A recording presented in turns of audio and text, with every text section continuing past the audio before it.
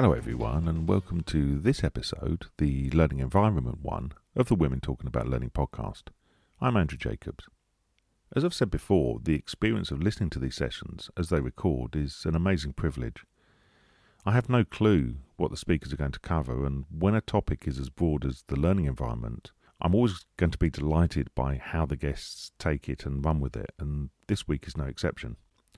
Our two guests are Tina Dreixer and Michelle Parry-Slater.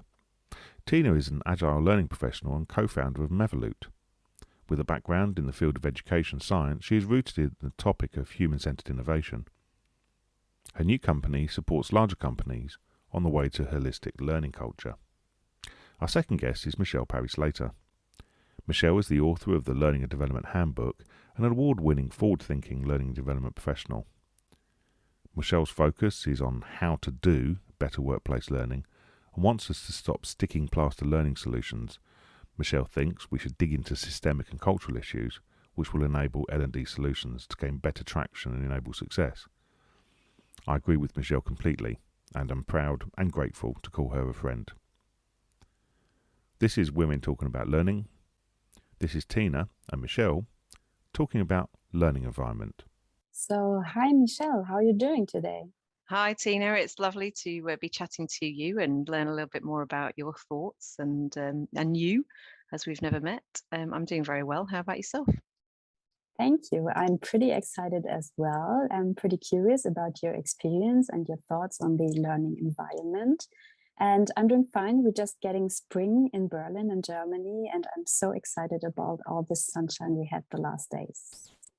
Indeed. I'm looking for some of that sunshine. Could you send it over to England, please? Because I'm looking out of a very grey office window at the moment, incredibly wet. But this is the environment that we're in, isn't it? And different days, different weather gives us different moods. And I think that can affect how we learn, how we work. Mm-hmm. Do you agree, or is that a different view from your perspective? Yes, I totally agree. Everything what you just mentioned affects our learning mood and our motivation as well. So there are some days where even me is pretty excited to try out new stuff, to maybe experiment a bit with new knowledge again. But then there are other days which are just maybe like to chill a bit on the sofa and to maybe just use the time to reflect about the past week. Reflection is a really interesting conversation, actually, because I think that what we do sometimes in learning is we don't give enough, we don't build in enough time for reflection. And where does that happen?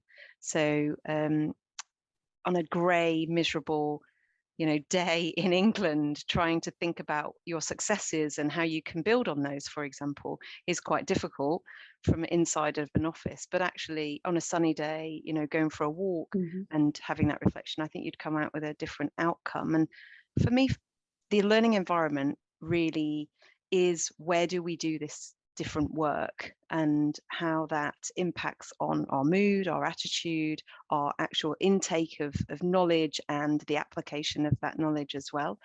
Do you find in Berlin, is there opportunity in organizations for different environments, for different activities when it comes to learning, or is it not like that there? I think we are still very in the beginning of understanding the importance of well-designed learning environments at the workplace.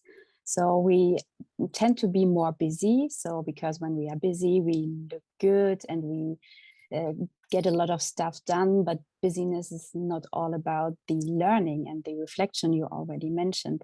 So we are still lacking the opportunities to reflect and to have guided reflection at the workplace, to have it built into our own day-to-day work.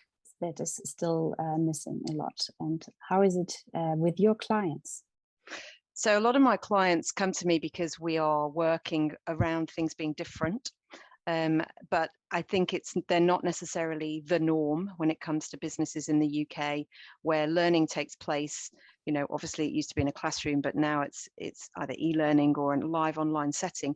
And then suddenly it's like back to the business as usual, back to the day job. Whereas clients that I work with, I try to encourage every single time that we have the right environment for the right activity, for the right learning that needs to take place. So I've worked with clients where we've put QR codes, for example, around factories, because people working on a machine need to learn in the moment. So that QR code leads to a resource, sometimes a video, not always, sometimes just a checklist, that kind of thing. And so people can learn in the environment in which they are actually doing the work. Otherwise, what sometimes happens, you go to the abstract, don't you? You go to a classroom or you go to an e-learning, and then you, as a learner, as a person in that work, has to take that back to, to make sense of it in your actual context and setting. So I try to avoid that. That said, many clients don't have the luxury of the option, because the stakeholder expectations are that we will, have a presentation, or we'll have an e-learning or whatever. So there's ambition, but it's not the norm. Yeah. I really love the idea with the QR codes. The first time I heard about this. So it's really, for me, transferring the learning on demand into the actual workplace. And here with my clients, we talk about a lot about the agile learning approach. This is kind of a buzzword here right now in Germany. I don't know how it is in UK. So we are really trying to use agile ways of working to enhance our learning environments. So, and one aspect of agility is learning on demand. So learning something at that point when I need that. And not in my past years, I was a trainer for agile transformation topics. And we always struggled during that 3 days training to really do the transfer from what do we learn here, so what do we teach, this is the theory, and how do people can adapt during their day-to-day work to the new learning. So that was always tough. And even when we try to have a reflection time, maybe 20 minutes after each topics, people struggle. They just go back to work the next day and it's gone. It's just gone. And so I think from my point of view, it's a point of my desk as well. So the room I'm sitting in has a big impact on my own mindset towards what did I just learn? What do I want to learn? So do you have some experience about the room setup as well? Maybe a personal desk or something? What can enhance this learning environment? I utterly and totally agree with you. And so many times we're taken into a corporate learning setting, which is so sterile compared to the place that we work in. It doesn't reflect or feel like that. And it puts too much pressure on the individuals to then really do the sense making somewhere else. So where possible, I try to really encourage the type of activity that we're doing to be reflected in the learning environment. So if we're having to do this online, which of course many of us are and have been for the last few months, it's about really good design, really thinking about what is it that you want people to learn. And there's so many great tools out there that you could perhaps use, be that, I don't know, Slido or Mentimeter, or, whether it's Adobe Connect or Zoom or whatever, but making use of those tools to really help land the learning in an appropriate way. So one of the things I did just the back end of last year with a client was we worked with outside space, and it always reminds me, I don't know if you had this feeling in Berlin, but certainly in the UK, if ever the teacher said to you, let's go to the school field because it's a lovely sunny day, they're quite rare, a lovely sunny day, you go outside and you learn outside. I can remember, and I wasn't at school recently, it was a long time ago, but I can remember those days because it's so impactful, it's so different that I remember being out there and the sun on your back, and it just totally changes your mindset. So I've been doing that sort of experiment with Street Wisdom. So I don't know if you've come across Street Wisdom. They're a not-for-profit set up by David Pearl. And whenever I use it in a corporate setting, I always make a donation to them because they are a not-for-profit. And we've used it with a retail client recently because their brief was, we want people to lead in a different way. We want people to think differently. And so, well, let's think about how we could do that. We had Street Wisdom involved in that project. We had Wild Mind Writing, which Julie Dryburgh led for us. We had Suk Pabial talking to the teams about different ways they could do online. So we were using Fishbowl. Rachel Burnham came in and she was doing sketchnoting. So all these different activities that were going on were just a way of saying, your environment, your thinking can change depending on what you're trying to do in what place. So just heading back to the street wisdom, a lot of the store managers are like, I've never even thought to take my colleague out of store to have a conversation about their development or to have a one-to-one. And that's now what they're getting involved in, because the thinking is so much different. You're almost free and creative. But as I said earlier, it's unfortunately not the norm. And I'd love for it to be the norm, for us to think in our learning design, where and how are we having these conversations, this activity, this learning? What sorts of things are you getting up to, Tina, in terms of learning environment? Exactly. I really like your ideas. That's a very playful approach, which I try to integrate as well. During the remote time, so it got a little bit tough, but I really encourage my training participants, for example, to sit every day on a different place in their house, just try out different environments. Maybe someday they are sitting on the sofa, the next day they are sitting in the kitchen, and the day after they are even sitting on the ground with the back maybe on the wall, just experiencing different ways of learning, working environments.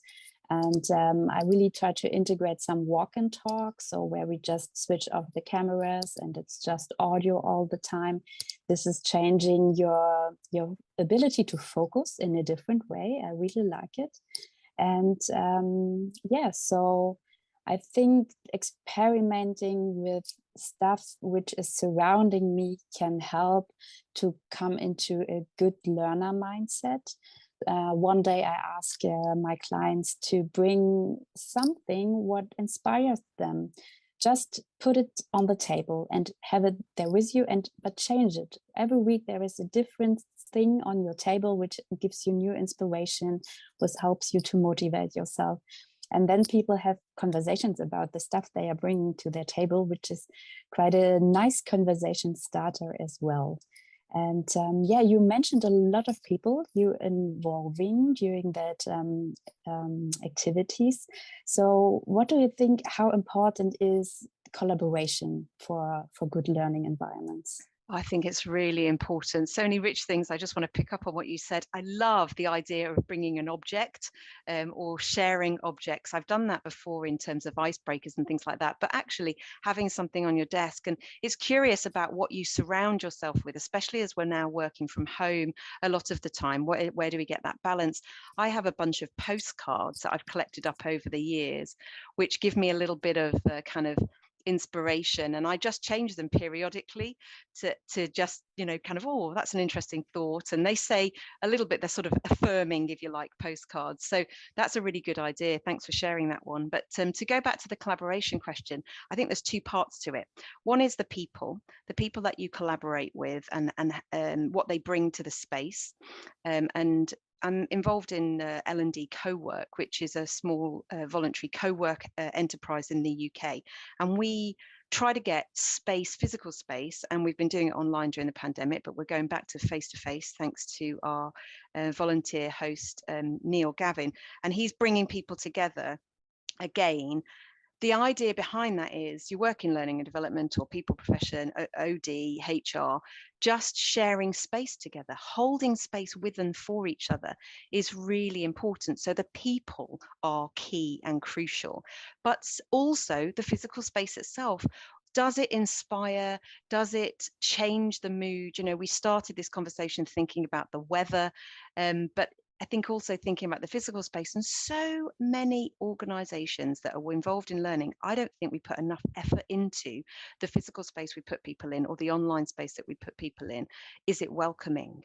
Is it conducive to the work that needs to be done in that space? So I don't know about in Berlin, certainly a few hotels in the UK are starting to change what the traditional corporate learning environment, which used to be kind of, you know, chairs in a circle or chairs around a U shape with tables.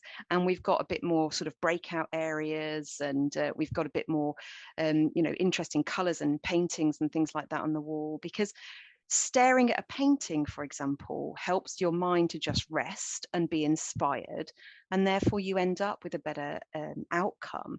But the third element of that collaboration, really, I just want to mention about is on the same project I talked about earlier, we also had Meg Pepin involved, and she is an advocate of Nancy Kline's The Thinking Environment, which is really all about helping people to do really good thinking by holding space for them.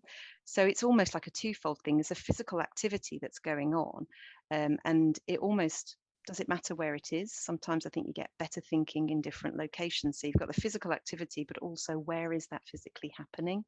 And Nancy's work, and certainly Meg's work as a proponent of the thinking environment, really, really dig into good learning, good thinking. And I think we perhaps as learning professionals need to get better at considering where is the activity happening? What is the environment that activity is taking place in? What is it inspiring in that learning? And is it actually detracting? Do you have that sort of similar hotel type environment for learning in Berlin? Yes and no. It changes, I would say, and I'm rooted in the field of human-centered design. So in the past 10 years, I did a lot of design thinking workshops and trainings. So I was quite luxury because some fancy innovation lofts always looked great with colorful post-its. We had a lot of flexible furniture which could be adapted to the needs of the group. You could have single workplaces, or you could have a big one for some presentation. So I was quite comfortable with these spaces, and then I switched a bit from the design thinking innovation to more the L&D part. So and then I was a bit frustrated because I experienced what you just mentioned. There were fixed tables, you cannot move them, it's very gray, it's very sterile. So I was a bit sad, and I always try to make them feel somehow at home when they are in such a learning environment. And regarding the collaboration aspect, which is fitting here quite well, because it's not just my task as the facilitator, for example, to create a good learning environment. I can do a start, but the participants as well are responsible to make them feel comfortable, because I don't know which aspects they maybe like to have in such a learning environment, and they are responsible for their own learning outcomes. So in the very beginning, I encourage everyone to step out of a passive attitude toward that learning experience, and to kind of ask themselves, so what do you think? How should we change the room setup here? So just taking 20 minutes in the beginning of a session to, with everyone in the room, think about improving the room situation for just the day we have ahead. And then people already start to be active, to kind of, okay, I know what's going ahead here, what's coming. I'm not here just sitting and listening. I need to do something. And this is, from my experience, a great start for the room setup and for the collaboration as well. I think that's an excellent idea. So the actual activity is them thinking about their environment before they even start and taking an active role in that. I wonder, and I'm sure it does, translate back to the workplace when they, physically, be that online or through home working or in a physical location. I'm really curious to see if there's any results of that. But I can imagine that people would just start their mindset. What is my setup here? Am I, I always stand up, for example. I'm standing up now to record this. I always stand up when I deliver and facilitate online, because I would do that in a physical setting, generally speaking. So I tend to do it in an online setting as well, because it just puts me physically in that mindset. It helps me physiologically because I can breathe more deeply. My lungs will open more because I'm standing up, and that puts more oxygen in my brain. So even that approach can help and change the way that people learn and think. It also helps you do shorter sessions, because standing up for the whole day is quite hard work. Yes, I can imagine. So yeah, and to be honest, this is just my experience. People usually have a very passive attitude towards learning. Maybe it's because of the time at school where we just sit for a lot of hours, we listen, and we get a good grade when we just can repeat the next day what's told before. So this is not something where we get asked about our own opinion. So maybe I really like to describe it that we are not the victims of our circumstances. So we can act, we can do stuff. And this is always what I try to encourage people, which is quite tough when we think about our day-to-day work, because usually we have team leads, we have managers, everyone is just supposed to tell us what we need to do. And from one day to another, there is L&D coming asking us, okay, so what do we want to learn? And I'm like, oh God, I don't know, what should I learn? So where's the guidance? So we are now in the very exciting times where this is transforming. So people reflect more on their own learning needs. What am I interested in? Where do I want to go? So, and during, especially during some transformation issues in the field of agility, where we put more responsibility to the people and away from the managers and team leads, for example. Now I lost my train of thought.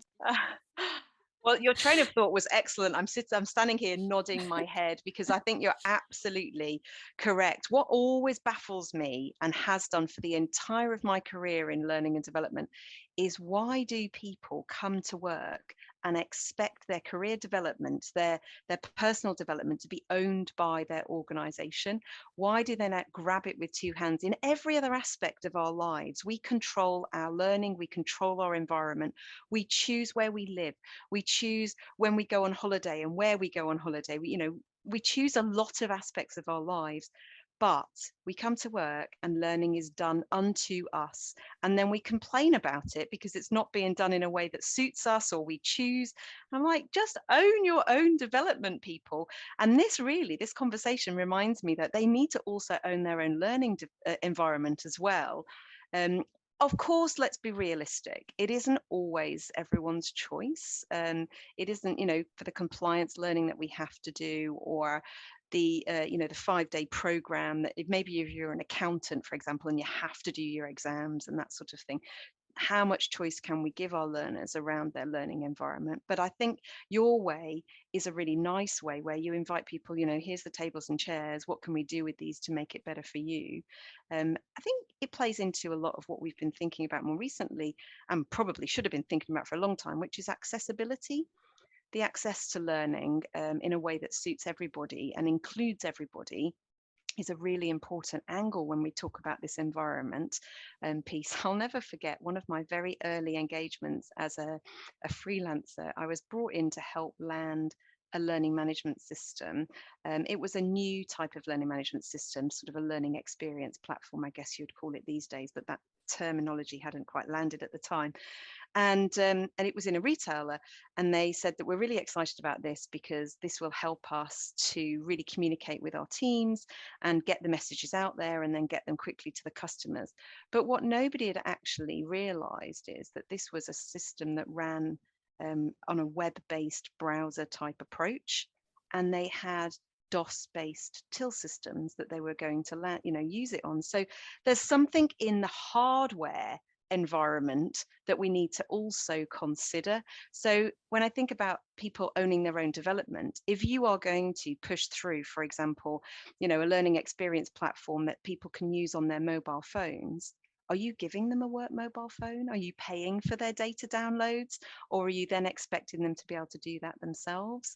So I've had clients where they've contributed £5 a month towards a data approach in order for the individual to use their own device, bearing in mind often our hardware environment personally can be better than our work environment. Certainly was the case when I had a work BlackBerry and an iPhone in my pocket. But maybe that's changed a little bit now. But I wonder what your thoughts are, Tina, on this kind of online environment, because it is really where a lot of learning is taking place now. Do we consider the hardware as well as the software approach? Any other thoughts around that from your perspective? Yeah, I think for me, behind that story is the aspect of user focus again. So I'm coming from the field of design thinking, so we always start with the user. So maybe this is why the learner journeys as a tool are now becoming famous more and more, because people start to ask themselves first, so what do the learner need? Is there a phone available? Which touch point does the learner have with our service or product or our whatever we want to offer? So really trying to step into the shoes of the learner and giving the perspective from that point of view and experience the learner journey from that side is in the beginning very important before we decide we want to have a new LMS or however we want to call it, really thinking about what is the need here. So how can I tackle that? And maybe there are other ways, maybe there are much cheaper ways, maybe we can, I don't know, just doing some regular feedback session, changing a bit our culture in our organization, so we have other informal learning happening, which is kind of maybe cheaper, but is maybe even better, suits the needs of our learners even better than a new tool, for example. So really starting in the beginning with the user focus, doing research on that. I'm currently working in a project with an L&D. They really want to try to implement some innovative learning initiatives. And we talked a lot about agile approaches, how to combine and how they can enhance our day-to-day work. And the funny thing is, they wrote down a project plan after it, and the user research was missing. So I said, guys, come on. We talked about it in the very beginning, and it's lost again here. And I said, yeah, you're right, Tina. We are so much used to our old ways of working that we just missed that point again. But now it's on top of the agenda. So the first thing they need to do now is asking the people, doing some interviews, doing some observations during the day. So how do people learn here? What do they need? I absolutely love this whole design thinking approach, and the fact that you've started there really helps build the evidence to why we need to consider, not just environment, but what is the learning design. And I think we just need to get better at that in L&D. It's like you say, we slip into our old ways because that's what we know and that's what we've done forever. And it's easy to not think about those things, but actually good learning design, of course, must start with the end, and the end is the user, the end is the learner themselves, isn't it? So I really love that approach. I wonder what you think about the next steps. I mean, I don't see learning online going away. I think the live online environment is going to be here to stay. And I'm not just saying that because I love it, it's my favorite medium, but I wonder around things like VR and creating better online learning environments. Have you had any experience with any of that kind of VR or AI type environments? Not so far. In my free time, I'm kind of experimenting mostly with AR, and I'm a fan. I really like it. I think it can help, especially for example, medicine students who are not able to cut a human body open from the very first day, to really have a better education in that, using some AR technologies, for example. And especially for blue collar workers, I can imagine that during the education processes can help as well. When there are big machines, they can learn better at home, maybe, instead of going there and being there present. So yeah, I think there is a lot of stuff coming, and I'm quite curious. And I think maybe, as you mentioned, accessibility again is a tough topic when we talk about AR and VR again. So we need to make sure that we include everyone who wants to be included in that process as well. I've had a couple of experiences myself, and one of the things that I think is the next level or the next step, so with the VR side of things, is that you can really feel the learning. And when you feel something, when you have an emotional response to it, it stays with you for a lot longer. So there's an organization called Immerse, and they've built, well, I've had two experiences with them actually. They built a pill machine, which the reason they built that is they had a client who is a pill manufacturer, a pharmacist, couldn't think of the word, a pharmacy company, and they had this reel machine that they used to travel around the world to try and train people on how to use it. But the machine cost £1 million. And of course, if you're moving in £1 million machine around the world, the travel, often it would get damaged. So it made huge sense for them to invest in the VR. And you sort of, you go in, you put your gloves on and whatever, and you're making these pills. And you put your hand in the wrong bit of the machine and it crushes you, or you put your, you can break things easily. And I remember the feeling of that. But worse still, they had a system where it was almost like a sort of 3D room, a little bit like Second Life, that old computer simulation. And it went on fire when I was in there, and I was like, oh, what can I do? They said, oh, over there is some fire extinguishers. And of course, I picked up the wrong extinguisher, blew the whole place up.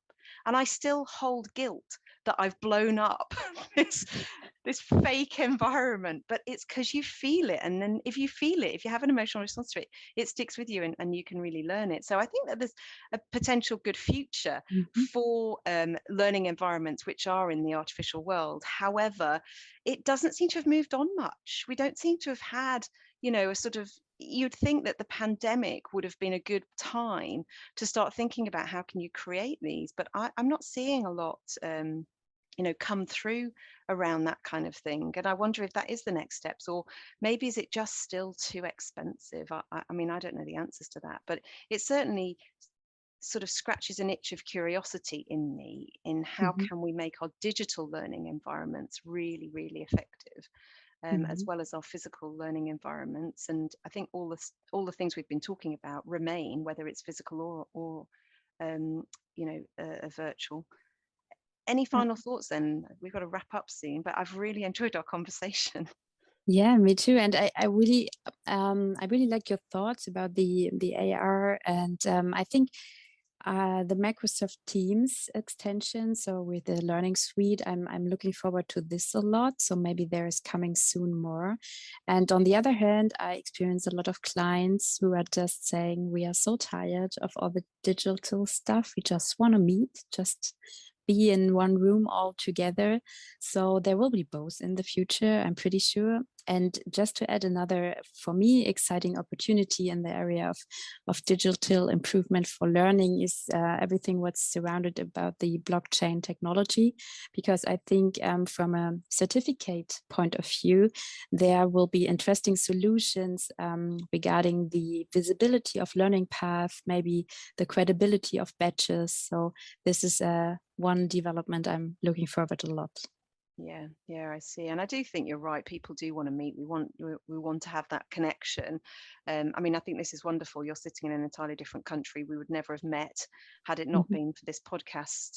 So, thanks to Andrew for putting us together, because I have really enjoyed the conversation. But ultimately, I think we will end up with a hybrid situation where people are physical and people are online. But I genuinely encourage people to think about what that looks like, even down to the paint color on the walls. Let's just get a little bit more realistic about what's effective around, where creates the right space for people to think, for people to reflect, for people to learn. And it is never going to be in a standard hotel room with those awful overhead strip lights and desks and chairs behind them, because it's not the 1800s, is it? It's, we've had that classroom set up for such a long time, and the reasons we had that classroom set up, one teacher, one book, was lack of resource, and we don't have that now. We have the internet, so we could be a lot more creative if we choose to be.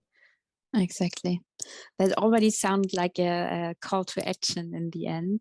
So maybe my final thought to that is because I think we need to change our own attitude towards learning to become a role model ourselves.